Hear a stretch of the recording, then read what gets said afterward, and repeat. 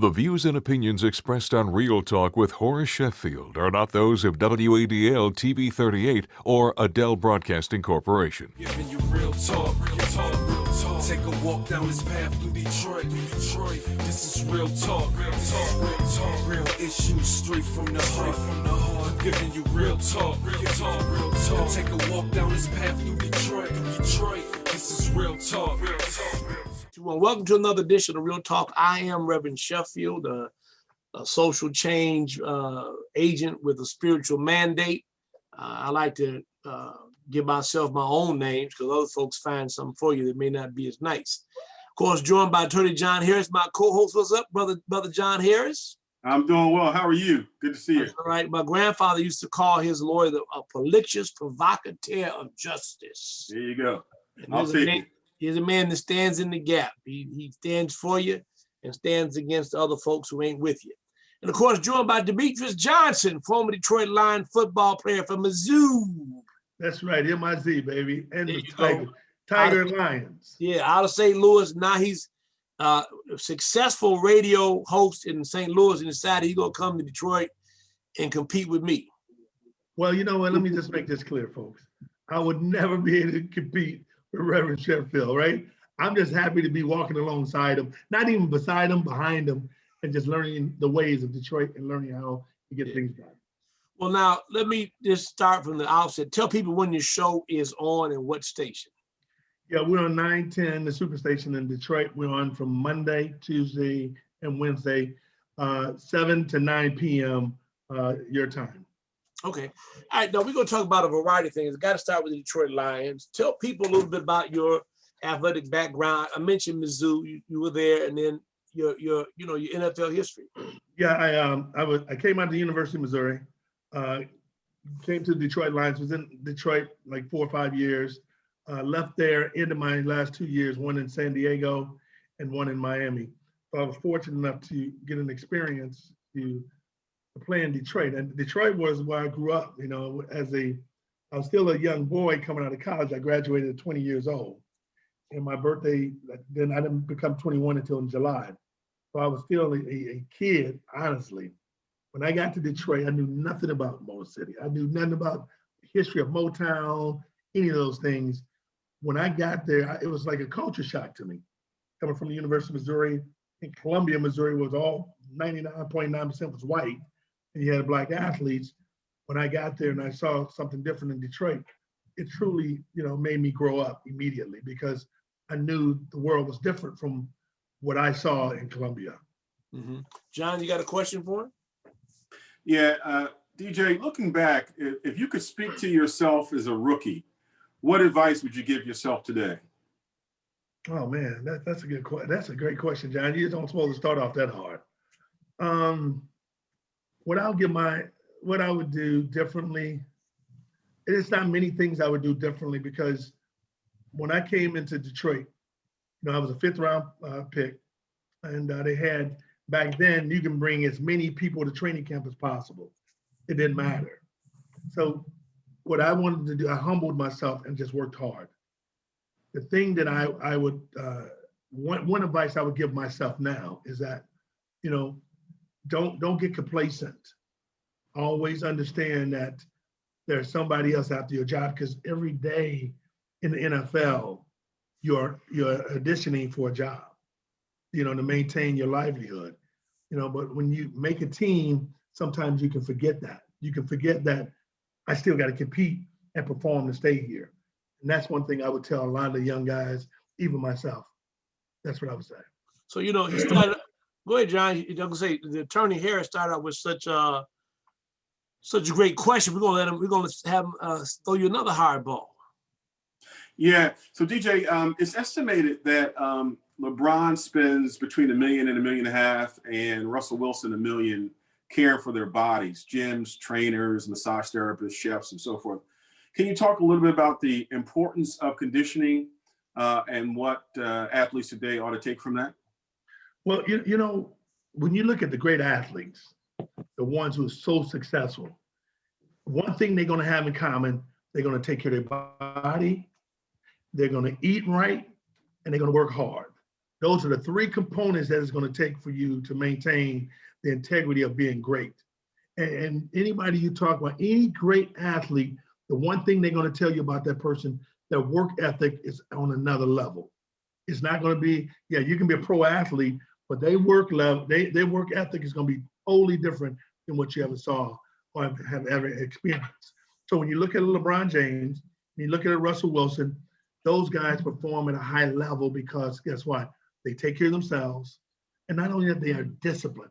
All those guys you just mentioned have very good discipline about themselves. So, and what it does to you, John, is personally, as an athlete, when you see an athlete who finished playing, I'm not as small as I was, but I'm not that big either now. But however, you got to keep that discipline because that same discipline that LeBron has, Russell Wilson has, you see what Michael Jordan has done. He's taken the same discipline that made him a great player. He's put that in his business acumen, and he works just as hard. And LeBron James does the same. I don't know much about Russell Wilson's business acumen, but you can see LeBron, the same, intestinal fortitude he has on the court, he has it off the court. Yeah. So I was blessed to play for Muddy Waters, who, spent a lot of time teaching us that and talked about the skills and the discipline being transferable. That whatever you gained and learned on that gridiron and then practices were things you can take with you later on in life. And I thought it was crazy at first, but I absolutely believe that he's absolutely right because you have to train, you have to overcome adversity. So that you're absolutely right. So we're going to talk a little bit about the Detroit Lions since you played for them, and a little bit more about the NFL in general because I know there's some issues of equity and some concerns about whether or not we're really represented. I'm gonna close on this. I know Eric, the enemy, was one of the persons who was being somewhat touted to replace the person who was paid to be the coach, didn't do no coaching. Mm-hmm. But yet, immediately all kinds of fanfare for this Chaldean out of Dearborn. And then all of a sudden, Eric, the enemy, you don't hear about no more. When we come back, let's talk about what really happens. Is the NFL really interested in hiring African-Americans as head coaches, or do they just parade them around as if to suggest we're looking at them, but not really in earnest wanting to hire them? We'll be right back talking to DJ John. DJ, I call him DJ. What was your number, DJ? 21, baby. Number 21. He was a hot cat, man. 21, baby. He'd have had trouble tackling me, though. We'll be right back after this. All right. So we're going to go right in on that, man. You know what I'm saying, DJ? I know you outspoken on this. I got you. Let's go. All right. You ready? I'm ready. How much time is segment? 7 seconds. 7 minutes, rather. 5, 4, 3. Go too fast. Welcome back. We're talking to DJ Demetrious Johnson, former linebacker for the Detroit Lions. We will not worry about those other teams that subsequently he played for. The one that really matters is the Lions. So when I was going to break, I was asking whether or not what we see in terms of the positioning of African Americans being considered is really just window dressing, or is there a genuine desire in the NFL to create diversity off the field as it is on? Well, two things that you can look at. First of all, they had to create a rule to give Black men an opportunity, Black coaches an opportunity to just sit in front of the owners, the decision makers. And that was the Rooney Rule from the Pittsburgh Steelers. They created this rule that we're going to, look, just interview you as a Black coach. Don't have to hire you. If we interview you, okay. So what they did, they took that same rule, the Rooney Rule, and they did what they said they're going to do. I'm going to bring you in as a Black coach and interview you. That put no pressure on me hiring you, put no pressure on any equity, nothing. Just interview, and now we're doing that. And now with everything is going on with this whole movement, the Black Lives Matter movement, they're trying to say now, we do see what happened. You heard your commissioner of the NFL come out, oh, now I do understand, the lack of equity of the Black players and Black coaches. Well, let me just tell you this. It's been that way for years. You've known it. But what has happened, people now are able to see what's happening. They're not trying to hire Black coaches. You don't see no preponderance of Black coaches that's coming at a large time. They're not going to do it. When it's all said and done, It's an old white boy network. Mhm. Integrity, because two things of football. Now you're seeing a few more black quarterbacks. Two things is very hard for white, powerful men who's been entitled all their life to give up. Give up the fame of who they are and the face of the organization. When you look at the black quarterback is the face of that organization. Any quarterback is a face. Now think about the coach. You're gonna have that coach first, bam. You're gonna have that quarterback second. You don't want to see two black guys running that show. And I don't care what these white men say. You got that racist guy that I feel he's racist. Personally, the owner of the Dallas Cowboys, I mean, he treats the players like slaves. You know, just put them out there like they on the farm. You know, that's what he does. I'm paying you Negroes. Do what I say do. Yeah. All right. So go ahead, John. I'm gonna follow up when he's done. I want to tell you what I heard from a former friend of mine who played for the NFL about something you just mentioned that proves it vividly. Go ahead, John. Yeah, and DJ, to your point, do you think though that the issue is two levels up because there are no African American owners? There are few African American general managers, and I think that in order for us to be fairly considered as coaches, we're going to have to change that dynamic as well. Well, it's really easy for us to say we need to change the dynamic when we know, even though you may have some pretty rich black men out here who can afford to invest, as you know, some partnership and ownership, they don't. It's an exclusive club. It's an all-white exclusive club, and I think, if I'm not mistaken, there's one black player I know one time played for the Kansas City Chiefs, had a little stake in one of the teams. But yeah, he's on the Vikings. Okay, they're not going to allow many black men in that space.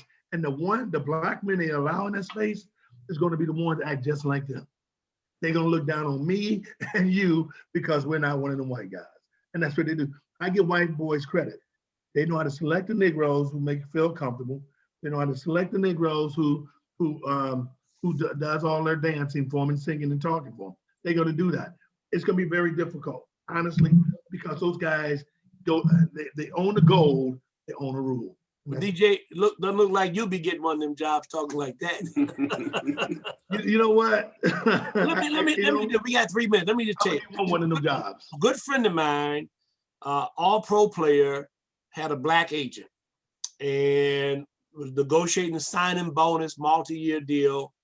And somehow or another, the black agent faxed the agreement to the ownership 15 minutes after the 5 o'clock deadline. They did not pay him the $3 million bonus. And they privately told the player that if you had, number one, if you had a white agent, he'd have got it in on time. And number two, you guys make enough money on the field, we don't really want to pay black agents that kind of money. I mean, is there really a backlash? I mean, they can't do it with LeBron.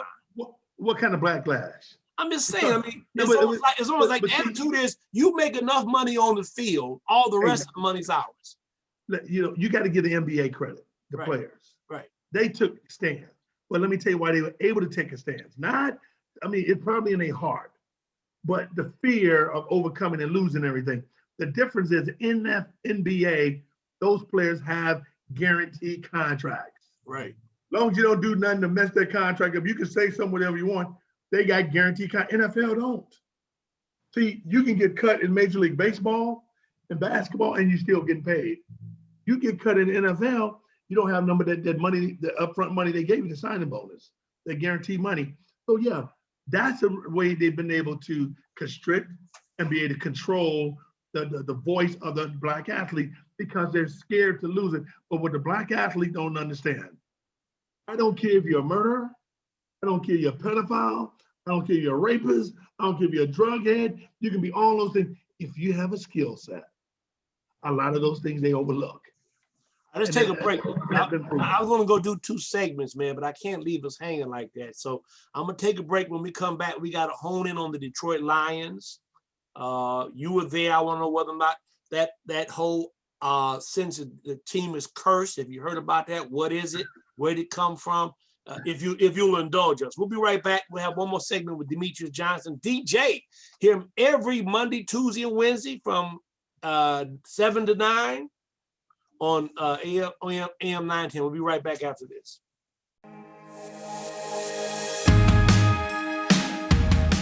I'm Wayne County Treasurer Eric Sabri, encouraging all taxpayers to please take advantage of the several payment options available. You can pay online by visiting the Wayne County Treasurer's Office website. Paying online is easy and convenient. You can also download the mobile app and pay with your smartphone. You can pay at one of 70 kiosks located throughout Wayne County. And yes, you can always still send in your payments using the U.S. Postal Service. If you have to visit our office in person, you must make an appointment by going to treasurer.waynecounty.com. It only takes a few minutes. Facial covering or mask is required and social distancing is observed. Your health and safety is very important to us. You can also email our office at taxinfo@waynecounty.com or call us at 313-224-5990. Thank you to our community for trusting us with your care. No one can explain the depth of commitment to take care of the patients. It's been extraordinary. The doctors and nurses, we've asked more from them than we ever have. We do good work here. We do strong work here. We take care of our patients here. And we have pride in taking care of the community. We will always be there. These are trying times, and DTE is here to serve, supporting community partners across the state to provide food and other basics to those in need. And if you face medical challenges or loss of income due to this crisis, contact us. We don't want you to worry about the energy you need to stay safe and warm. Because now is the time to think about your family, your friends, and your health. DTE. Welcome back to our last segment. We were going to do 2, but DJ requires us to do 3. And let me just jump right in here and talk about the Detroit Lions. Are the Lions cursed? Are you asking me or are you telling me? You've heard that, haven't you? Haven't you heard that whole thing about there's some curse on the Lions? Well, let me tell you why they're not cursed. No, it ain't no team I can say this truly just cursed because of some spiritual being that came in and cursed the team, or somebody put a spell on the team. It's ownership. Right. See, when you look at the ownership, the Ford family, you're getting the same results. So it's not much of being cursed, more so than the ownership. The ownership, they're conservative. They when I was there, Mr. Ford was not aggressive. He had Russ Thomas and them bums running the team, making bad decisions, surrounding himself with terrible, personnel folks. So they're not cursed. They need to get someone in there. The ownership got to open up and let someone else do the job, and not try to be like your boy in Dallas. He thinks he's the coach, he's the owner, he's the player. He feels he's everything. The Lions just need to put someone in there, a personnel person, a general manager, and a coach, and stand out and get out of the way. Okay. They're so involved in it, it makes them bad. John? Yeah. DJ, what about someone as a part of ownership, such as a Tony Dungy? So the role would be envisioned as not general manager, but a part of the ownership team who can help on the business side as well, and also help select a general manager and coach who has great football knowledge. The second part of the question quickly is, did the Lions give up too soon on Caldwell? Well, let me get Tony Dungy first. Tony Dungy to me is a brilliant man and a very spiritual man and a great guy. Bringing him into anybody's organization will be great because he's just a great person, great spirit and everything. But I don't know if Tony Dungy will be that guy who can speak out on an aggressive basis, because when they play with, let me give you a story. When the Pittsburgh Steelers, when he played with the Pittsburgh Steelers, he wasn't a guy that spoke out. They had other guys, Mean Joe Green, those guys spoke out. But as a ambassador, you would like to have him as an ambassador because he's a good guy. And guess what? They got a lot of white guys making a lot of money as owners, letting him be an owner. And, but bring somebody else there with a vision is going to be a little more aggressive than them. Secondly, you ask about Caldwell. Mm-hmm. And by the way, Tony Dungy, this last week, Tony Dungy spoke out about Caldwell. Right. NFL lineman suggested they ought to bring him back. He was mistreated. Yes. Yeah. That was a travesty what they did to Caldwell. I mean, the guy had a winning record. The Detroit Lions, that old general manager talked about how they needed to move to another level, which is really interesting because you talk about the Lions being cursed. There's some cursed situation in the Lions organization. He had a guy that was building tradition of winning. That wasn't good enough. It wasn't that he was good, it wasn't good enough for him. It was they wanted his white friend in there. This is an old boy buddy network. Now, the guy, Patricia, who just got fired, he will be on somebody's staff next year. After that, he'll get another job, and then he'll bring one of his boys there. They get fired, they keep bouncing around. That's why they stand there so long. What they did to Caldwell was a travesty. But guess what? Nobody spoke out about it. And then you remember what they did to the coach in Cleveland. Well, now, hold on a second. Hold on. The quarterback, I don't know why I can't remember his name. Our quarterback, what's his name? Stafford. Yeah, Matt Stafford, to his credit, spoke out against it. He really did. How many black players on that team? Not very many, but Matt Stafford did. Well, Matt Stafford, yeah, that's cool, Stafford. But how many black players? Until we take the position that when we are done wrong, injustices are done wrong to these coaches and these players, they're going to continue to do it. That's why, because they know they can get away with it. Right. I tell you what, let the ticket holders in Detroit, particularly the black, and they sell all their tickets to white corporations in Detroit. That's how they make all their money. But let the momentum get where black folks start protesting the injustices that are happening, not giving black folks opportunity. NFL cannot take that image to be beat up like that. I got 2 minutes left. Last question. What will it take for the Lions to not roll over like pussycats, but stand up like bears? 2 things I think I would like to see happen. Bring in my old teammate, Larry Lee, make him as a general manager.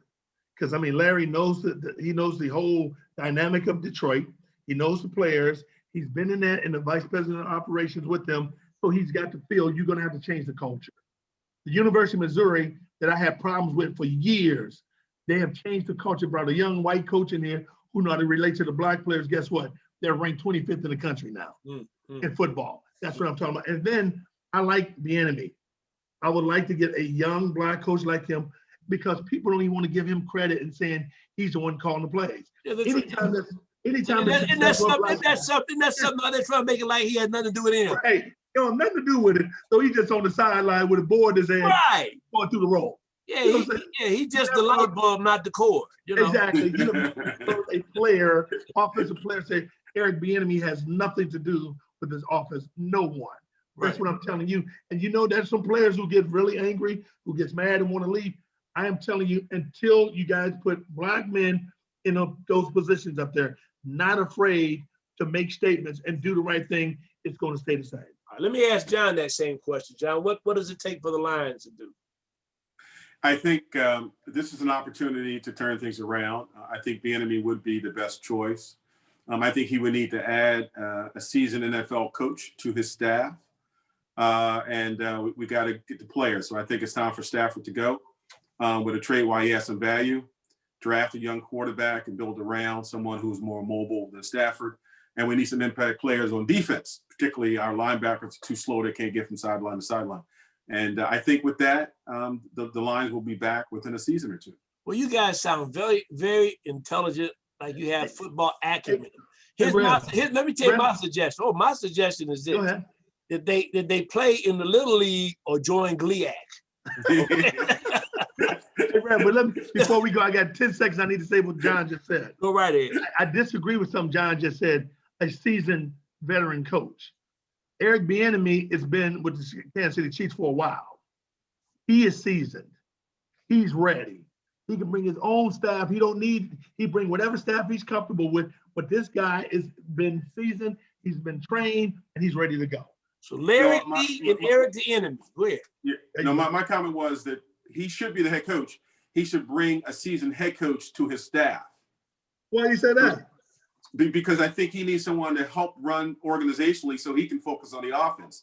That's his expertise. He's around one of the better ones that you're gonna ever get.